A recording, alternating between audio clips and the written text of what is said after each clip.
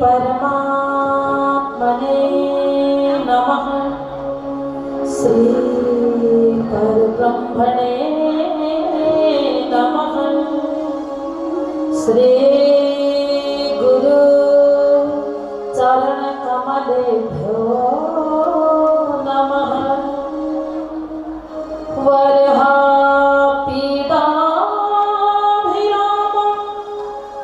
मृगमदतिलकं कुण्डलाक्रान्तगण्डं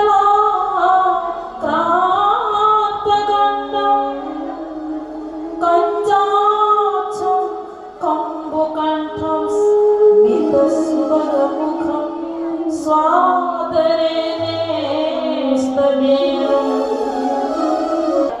हामी सबैले मिलेर खोजौँ कृष्ण। श्री राधा पनि कृष्णलाई खोज्न लाग्नु।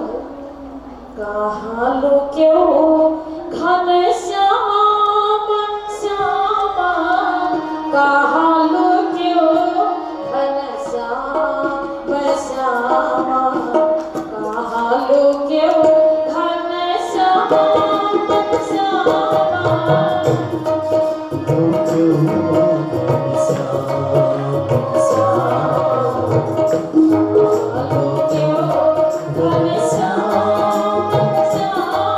Oh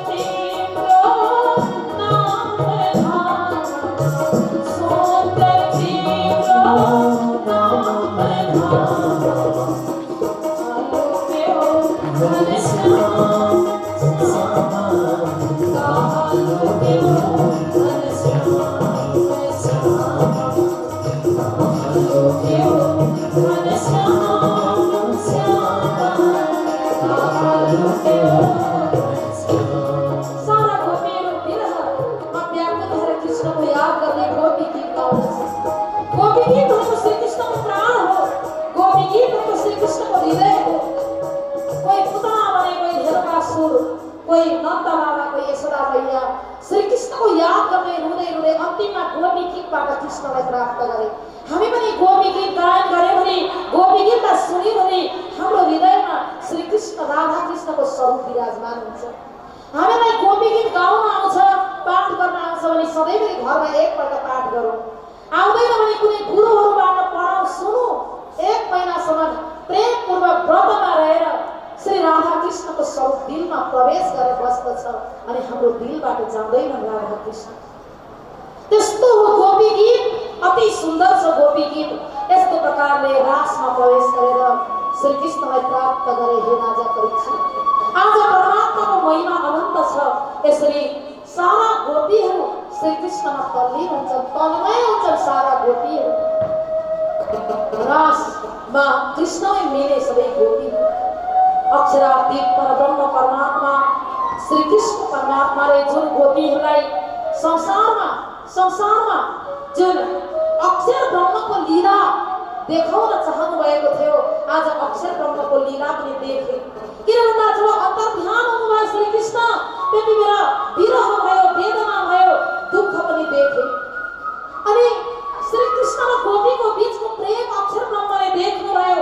देख्ने बित्तिकै यस्तो प्रेम रहेछ भन्ने थाहा भयो अनि आफ्नो सुरतालाई परमधाममा खिच्नुभयो। सारा ब्रह्म अङ्गना सहित, ब्रह्म सृष्टिहरू सहित अक्षर ब्रह्म पनि आफ्नै रूपमा जुन जाग्नुभयो, ब्रह्म अङ्गना ब्रह्म सृष्टिहरू पनि परमधाममा जागे। हे राजा परीक्षित, यस्तो प्रकारले रास प्रसङ्गलाई हामी श्रवण गर्दैछौँ र अब समय पनि भइरहेको छ। हाम्रो जुन यहाँ भक्तजनहरू उपस्थित हुनुभएको छ, यो पाशुपत क्षेत्र अति पवित्र क्षेत्र हो। आज नेपाल राष्ट्रमा बहुत पवित्र तीर्थहरू छन्। ठुला व्यास गुफा डमौलीमा छ अनि पराशर गुफा पनि त्यही छ। मुक्तिनाथ धामको महिमा तपाईँहरूले कतिले सुन्नु भएको छ, कति त जानु भएको छ होला। त्यस्तै प्रकारले यहाँ नजिकै नौतन धाम छ, पवित्र तीर्थ। यो नौतन धामको महिमा अति ठुलो छ। सबै धामले घेरेको यो पवित्र तीर्थ स्थल हो पाशुपत क्षेत्र। यो पाशुपत क्षेत्रमा हामी एकछिन पनि आएर आफ्नो घोडालाई राखिँदै पनि हामी धन्य धन्य बन्दछौँ। यस्तो पाशुपत क्षेत्रमा आज पुरुषोत्तम महिनाको पुरुषोत्तम मासको चर्चा श्रवण गर्न उपस्थित हुनुभएका मेरा प्यारा भक्तजनहरू, म हजुरलाई अन्तर आत्मादेखि प्रणाम गर्दछु। यो छोटो समयमा पनि धेरैजना उपस्थित भइदिनु भयो। त्यसमा हाम्रा श्री शक्ति महिला समूहबाट आमा दिदीबहिनीहरू अनि बाइजराज महिला समितिबाट नौतन धामबाट आमा दिदीबहिनीहरू, हाम्रो समाजसेवी शिला पन्तजी दिदीज्यू अनि हाम्रो भक्तमान श्रेष्ठ हाम्रो दाजु समाजसेवी हुनुहुन्छ। सबैजना अरू इन्डियाबाट भारतबाट आउनुभएका भक्तजनहरू यहाँ जुट्नु भएको छ। म देवघाटबाट यहाँ तपाईँहरूलाई कथा श्रवण गराउन आएँ। देवघाट पनि एउटा पवित्र तीर्थ स्थल हो। आज देवघाटमा हेर्दाखेरि यस्तो देखिन्छ कि भारतमा जसरी हरिद्वार त्यस्तै नेपालमा देवघाट। तरै पनि नदीले, त्रिशुली नदी, नारायणी नदीले घेरेको एउटा टापु देवघाट। त्यहाँ गणेश्वर आश्रम, हरिहर आश्रम, महेश सन्यास आश्रम अनि त्यसमा श्री प्राणनाथ आश्रम। त्यो प्राणनाथ आश्रममा मलाई नै खटाउनु भयो परमात्माले र त्यहाँ म त एउटा निमित्त भएर काम गरिरहेको छु। त्यसमा धेरै समितिहरू पनि छन्, धेरै ट्रस्टहरू त्यहाँ छन्। तपाईँहरू अवश्य नै त्यो देवघाटमा आउनु होला। त्यहाँ बाल बालिकाहरूको सेवा भइरहेको छ। त्यहाँ धेरै यात्रीहरू आउनुहुन्छ। यति सुन्दर छ देवघाट। त्यो देवघाटमा देवताहरूले स्नान गर्ने ठाउँ हो देवघाट भनेको। सधैँभरि साँझको समयमा अनि बिहानको ब्रह्म मुहुर्तमा 33 कोटी देवी देवताले बास गर्छन् देवघाटमा। जहिले नुहाउनको लागि आउँछन् देवघाटमा। देवघाटमा जब गएर स्नान गर्छ भने 33 कोटी देवी देवतालाई दर्शन गरेको फल पाउँछ। त्यस्तो तीर्थ स्थल हो देवघाट। अहिले 2 रोमनी जमिन लगभग हाम्रो संस्थाले प्राप्त गरिसकेको छ। त्यो पनि त्यसै फ्रीमा प्राप्त गरेको होइन, किनेर, पैसामा किनेर। आजभन्दा 10 वर्ष अगाडि 70-80 लाखमा किनेको जुन जमिन आज यो 12 वर्ष पछाडि कति 20-22 करोडको लागतमा त्यसको महत्त्व मूल्य बढेर गयो। त्यसले गर्दा त्यो देवघाटमा एउटा ठुलो कार्यको निर्माण थालनी भइरहेको छ। अहिले राधा कृष्णको सुन्दर मन्दिर, राजश्यामाजीको सुन्दर मन्दिरको निर्माण भइरहेको छ। त्यो मन्दिर एक तला ढलान पनि भइसक्यो, त्यहाँ अब गजुरको पनि त्यहाँनिर निर्माण हुन गइरहेको छ। र त्यो मन्दिरको लागि जति पनि यो मिडिया मार्फत, भक्ति दर्शन टेलिभिजन मार्फत अनि दिव्य दर्शन टेलिभिजन मार्फत श्रवण गरिरहनु भएका जति पनि श्रोता भक्तजनहरू हुनुहुन्छ, भक्तवृन्दहरू हुनुहुन्छ, म हजुरलाई अनुरोध गर्दछु तपाईहरु त्यहाँ आएर तपाईहरुको दृष्टि त्यहाँनिर परोस् अनि त्यहाँ विशाल ठुलो एउटा धाम, एउटा परमात्माको राजश्यामाजीको, एउटा श्री राधा कृष्णको दिव्य झण्डा फर्काउँदै त्यहाँ विशाल ठुलो धामको रूपमा एउटा विशाल ठुलो धाम बनिरहेको छ। त्यसै त देवघाट धाम, त्यसमा परमात्माको एउटा मन्दिर, आश्रम, धर्मशाला अनि गुरुकुलको निर्माणहरू अगाडि बढिरहेको छ। त्यसको लागि तपाईहरु जुन तपाईहरुको दृष्टि, तपाईहरुको योगदान, तपाईहरुको सहयोगको अति धेरै अपेक्षा हामी राख्दछौँ। यो संस्थाले देवघाट जुन श्री प्राणनाथ सेवा आश्रम देवघाटले धेरै ठुलो अपेक्षा राखेको छ। म सबैलाई अनुरोध गर्दछु तपाईहरु सबैजनाले आफ्नो दृष्टि दिएर देवघाटमा जुन बन्दै गरेको निर्माणाधीन अधुरो कार्यलाई पूरा गरिदिनु होला, सबलाई म अनुरोध गर्दछु। अनि यो जुन पाशुपत क्षेत्रमा आएर आज थोरै समय पनि पुरुषोत्तम महिनाको थोरै समयलाई लिएर पुरुषोत्तम मासको जुन कार्यमा अगाडि बढेर परमात्माको पुरुषोत्तम परमात्माको कथा श्रवण गर्ने मौका मिल्यो सबैलाई, अनि मलाई पनि सुनाउने मौका मिल्यो। म आफैलाई पाशुपत क्षेत्रमा रहेर अति अभाग्य सम्झिरहेकी छु र यो पाशुपत क्षेत्रमा फेरि पनि आउने मौका मिलोस्, बार बार आउने मौका मिलोस्। आज परमात्माका जुन भक्तहरूको चरणको धुलो त ठुला ठुला विद्वानहरूले पनि शिरमा लगाउँदा रहेछ। श्रीमद् भागवतमा यस्तो प्रसङ्ग आउँछ, ठुला विद्वान उद्धव जो बृहस्पतिका शिष्य उद्धव, ऊ अति नै विज्ञानी थिए, तर पछि भक्तको महिमा उनले बुझेर के गरे भन्दा मेरो त्यस्तो वृन्दावन धाममा जन्म होस्, त्यस्ता यस्ता धाममा जन्म लिन पाऊँ भनेर ठुला ठुला ऋषिमुनिहरूले तपस्या गर्दा रहेछन्। ठुला ठुला ऋषिमुनिहरू तपस्या गरेर यो धाममा जन्म लिन पाऊँ भनेर आउँदा रहेछन् र यहाँ जति पनि परिचरहरू जति पनि छन् यो वरिपरि बस्ने, यहाँ जन्म लिएर आएका पाशुपत क्षेत्रमा यी कुनै साधारण मानव होइनन्, ठुला ठुला ऋषिमुनिहरूले मात्र यस्तो ठाउँमा जन्म लिएर आउनुहुन्छ। स्त्रीको रूप धारण गरेर आउनुहुन्छ, पुरुषको रूप धारण गरेर आउनुहुन्छ, कुनै न कुनै रूपमा आउनुहुन्छ। पाशुपत क्षेत्रमा बस्न पाउनु, सधैँ पनि भगवान भोलेनाथको दर्शन गर्न पाउनु, यो भनेको एउटा अभाग्यको कुरा हो। यस्ता ठुला ठुला तीर्थहरू छन् नेपालमा।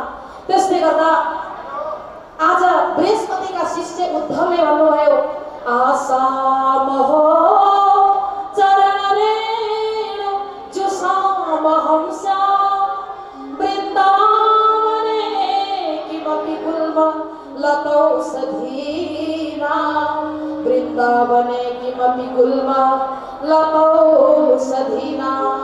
म आशा गर्दछु हे प्रभु, हे परमात्मा, मेरो यदि जन्म भयो भने वृन्दावनमा जन्म होस्, म कस्तो रूपमा जन्म लिन पाऊँ भन्दा लता पता औषधि आदि आदि भएर म ठुलो ठुलो मान्छे भएर, ठुलो वृक्ष भएर, ठुला ठुला पेड पौधाहरू भएर होइन, म लहरा पत्ता भएर जन्म लिन पाऊँ, ताकि ब्रजवासीहरू गोपीहरूले टेकेको चरणको धुलो, कृष्ण भक्तहरूले टेकेको चरणको धुलो मेरो शिरमा परोस् अनि म धन्य धन्य बनुँ। किनभने वृन्दावनवासीहरू तर भक्तहरूले टेकेको धुलो ममा परोस्। त्यस्तै यो पाशुपत क्षेत्रमा रहने सम्पूर्ण भक्तहरूको सान्निध्य मिलिरहोस्, त्यस्तो सान्निध्य हामीलाई पनि मिलोस् र परमात्माको भक्ति गर्दै गर्दै हाम्रो जीवनलाई पनि हामी धन्य बनाउँदै यो छोटो समयको प्रवचनलाई म विराम दिन चाहन्छु। जयकारको साथमा अब हामी सबैजना मिलेर एउटा भजन श्रवण गरौँ। कृष्ण कन्हैया लाल की। राधा नाचे कृष्ण नाचे, नाचे गोपी जन, नाचे गोपी जन, मन में रोगन जन सखी पावन वृंदावन, मन में रोगन जन सखी पावन वृंदावन। राधा नाचे कृष्ण नाचे, राधा नाचे कृष्ण नाचे, नाचे गोपी जन, नाचे गोपी जन।